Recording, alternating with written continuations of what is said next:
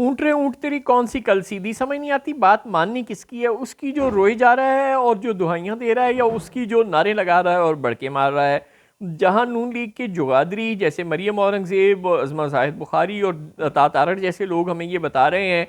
کہ ہاں بکری ہم جیت گئے اور پاکستان تحریک انصاف والے ہار گئے، بالخصوص اپنی مریم اورنگزیب صاحبہ یہ فرما رہی ہیں کہ آدھا انقلاب بھاگ گیا ہے اور آدھا انقلاب گرفتار ہو گیا ہے، اور کدھر گیا انقلاب، ہم نے میدان مار لیا ہے۔ وہیں وفاقی وزیر خزانہ محمد اورنگزیب صاحب ہمیں یہ بتا رہے ہیں کہ اپوزیشن کے احتجاج سے 190 ارب روپے کا روزانہ کا نقصان ہو رہا ہے۔ اب محمد اورنگزیب صاحب اہل قوت سے شہباز شریف کی نسبت زیادہ قریب ہیں، ہم اس بات کو بہت اچھی طرح سے جانتے ہیں۔ اسٹیبلشمنٹ کے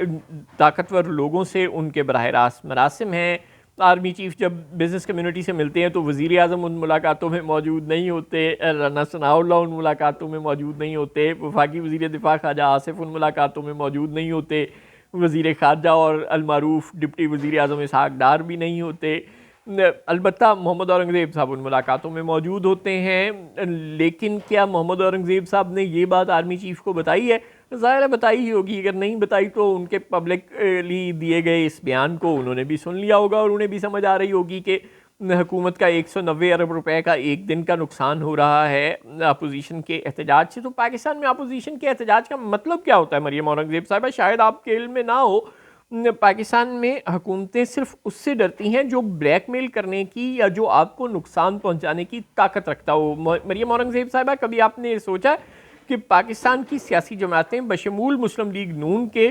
کبھی کسی باغ میں احتجاج کیوں نہیں کرتی؟ جب انہوں نے احتجاج کرنا ہوتا ہے تو وہ جی ٹی روڈ پر کیوں آتی ہیں؟ جب انہوں نے احتجاج کرنا ہوتا ہے تو وہ موٹر وے پر کیوں آتی ہیں؟ ٹھوکر نیاز بیگ پر کیوں آتی ہیں؟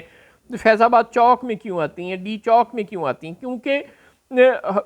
سیاسی جماعتوں کو، ان کے کارکنوں کو بہت اچھی طرح سے پتہ ہے کہ جب حکومت کو تکلیف ہوگی تو وہ ہماری بات ماننے پر مجبور ہوگی، اور اگر حکومت کو تکلیف نہیں ہوگی، اگر راستہ بند نہیں ہوگا، اگر ہڑتال نہیں ہوگی، اگر معاشی نقصان نہیں ہوگا، اگر بزنس کمیونٹی اور عوام دہائی نہیں دیں گے تو پھر حکومت گھٹنے نہیں ٹیکے گی، ان سے مذاکرات نہیں کرے گی۔ دس از انفارچونیٹ، لیکن پاکستان چونکہ ایک جمہوری ملک نہیں ہے مریم اورنگزیب صاحبہ، پاکستان ایک آمرانہ طرز حکومت رکھنے والا ملک ہے۔ یہاں پہ پپٹ وزیر اعظم ہے اور فیکچولی تو یہاں حکومت ڈکٹیٹرز کی ہے، لہٰذا یہاں ڈیموکریٹک رائٹس کو، پروٹیسٹس کو سنا نہیں جاتا، عوام کی آواز کو سنا نہیں جاتا۔ لہٰذا اپوزیشن میں چاہے نون لیگ ہو، چاہے پیپلز پارٹی، چاہے جے یو آئی، چاہے پی ٹی آئی، چاہے ٹی ایل پی، انہیں احتجاج کے لیے وہ حربے استعمال کرنے پڑتے ہیں جو شاید اب مہذب قومیں اختیار کرنا چھوڑ چکی ہیں۔ انہیں سڑکیں بند کرنی پڑتی ہیں، راستے بند کرنے پڑتے ہیں، لوگوں کو تکلیف پہنچانا پڑتی ہے، ہڑتالیں کروانی پڑتی ہیں۔ جب لوگوں کو تکلیف پہنچتی ہے، جب قوم کا، ملک کا معاشی نقصان ہوتا ہے تو حکومت پھر جاتی ہے اپوزیشن کے پاس اور اس سے پوچھتی ہے کہ جناب حکم کریں، کیا مسئلہ ہے آپ کا، اور پھر اس سے ڈائیلاگ کرتی ہے اور اسے انگیج کرتی ہے اور اس سے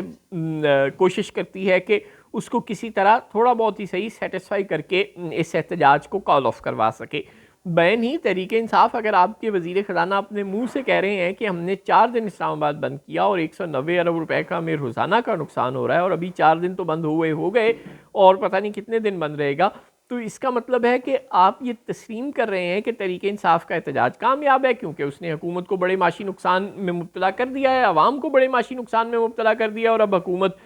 ظاہر ہے تحریک انصاف کو سیریسلی لینے پر مجبور ہوگی کہ اگر یہ ایک مرتبہ پھر اتنا ہی احتجاج کرنے آ گئے، یا انہوں نے 2-4 دن اس احتجاج کو مزید پرولونگ کروا لیا، تو پھر تو حکومت کا معاشی نقصان اور بڑھتا چلا جائے گا، قوم کا معاشی نقصان اور بڑھتا چلا جائے گا، اور یہ خسارہ ریاست پاکستان افورڈ نہیں کرتی۔ لہٰذا حکومت تحریک انصاف کو چاہے وہ لالی پاپ ہی دے، لیکن کسی نہ کسی طرح مذاکرات کر کے تھوڑا بہت ہی صحیح قائل کرنے کی کوشش کرے گی۔